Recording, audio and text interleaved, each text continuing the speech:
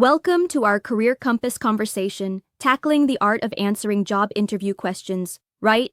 Let's jump in Yeah, and explore some powerful strategies. absolutely.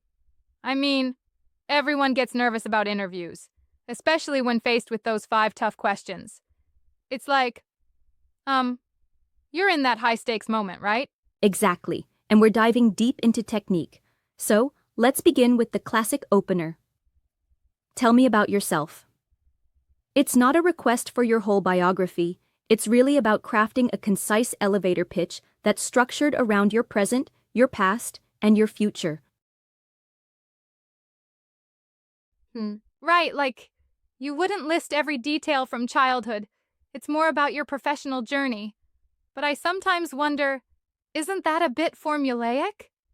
I mean, sometimes humor or personality might get lost. Well, that's a fair point, but the structure actually provides clarity. It's like, a little roadmap. You start with where you are, your role, and a key accomplishment, hinting at your current value. Then, you quickly mention past experiences that matter, and finally, you tie it to your future aspirations, which in this case links Yeah, directly to I the see that. company's goals. And that transition is essential. Interviewers want to see that you're not just narrating your resume, but thoughtfully directing the conversation toward what you can offer them, right? Right. Moving on then. Let's talk about that second question. What is your greatest strength? I always find that tricky because it's easy to come off as, overstated if you just say, I'm a hard worker. Yeah, exactly. The secret here is to use the claim plus evidence approach. So you say, for example, my greatest strength is my organizational skill, and then back it up with a concrete example, like managing a complex project successfully. It's all about proving your claim. I like that. It transforms what might seem like a boast into an actual demonstration of skill. But what if someone doesn't have a standout example right on hand? That's precisely why preparation is key. You need to, dig up a real-life scenario from your professional past where you applied that strength effectively. Without concrete evidence, those words can just seem Yes, empty. exactly. Now, let's address the dreaded third question. What is your greatest weakness? This one can seriously trip you up if you're not careful. Oh man, that one always feels like you're walking on eggshells. I mean, if you're too honest, you risk sounding incapable.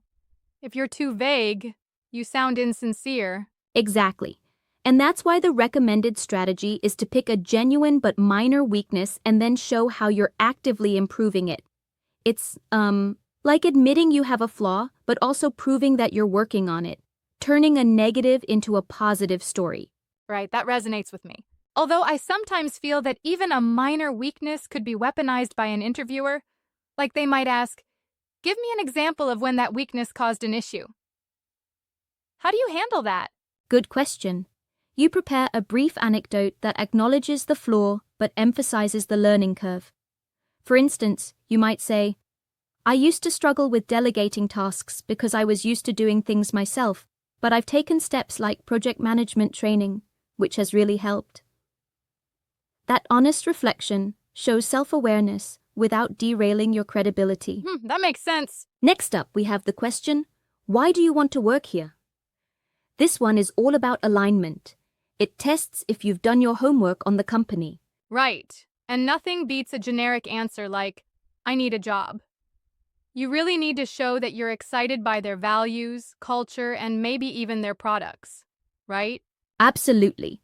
The ideal approach is to mention something specific about the company.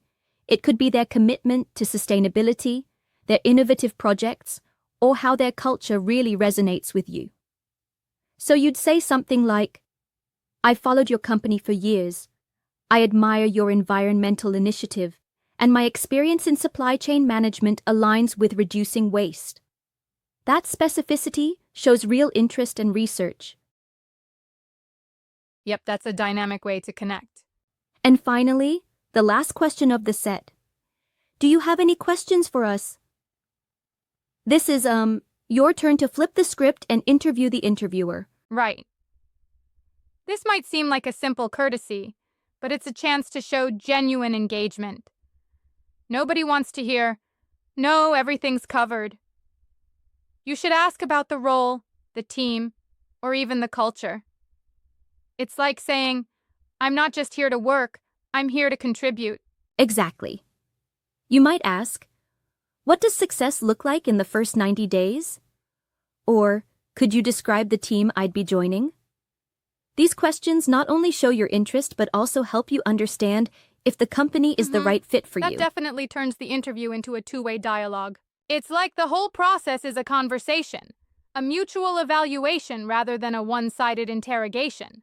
But sometimes interviewers give you vague responses to your questions.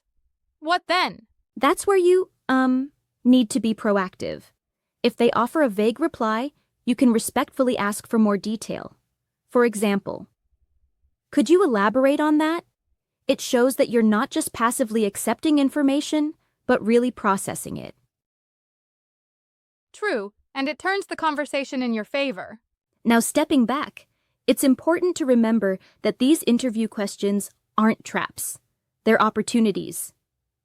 Each answer should be geared toward painting a picture of your experience, your skills, and how those align with what the company is looking for. I agree, and it's so about preparation. Without a set structure or strategy, you might just start rambling. And we all know how chaotic that can get under pressure. Exactly. And, structuring your responses in a way that's both honest and focused helps keep your nerves in check. It's like you're telling a story where every part leads seamlessly into the next. Right, that continuity is key. Let's not forget the additional advice. Having your arsenal of questions ready for when the interview wraps up. This shows that you're engaged and thinking critically about your fit within the company, which can leave a lasting impression. Yep, definitely. And it's this kind of dynamic preparation that really sets candidates apart. It's not just regurgitating information, it's active engagement with the process. Though I do think sometimes over-preparation can come off as robotic. What do you think about that risk? That's a valid concern. Over-preparation may seem scripted. That's why it's vital to internalize the structure rather than memorize it word for word. Think of it as a flexible framework that guides you rather than a strict script you must recite. That nuance is important. Absolutely. It's like you have the skeleton of your answer, and you let your personality and genuine enthusiasm flesh it out. This balance of structure and authenticity is what truly impresses interviewers. Right. And when you balance that correctly, you not only answer the question, but also showcase your interpersonal skills, which are just as crucial in any job. So, to recap our conversation, for tell me about yourself, use the present past future structure. For your strengths, back them up with evidence. For weaknesses, focus on growth. For why work here, be specific about what attracts you. And finally, use the questions for us moment to engage as much as they do you. Spot on. I feel like this toolkit makes the monster interview process seem more manageable. It really turns the whole experience into an opportunity to shine rather than a trap. Absolutely. It's all about perspective and preparation.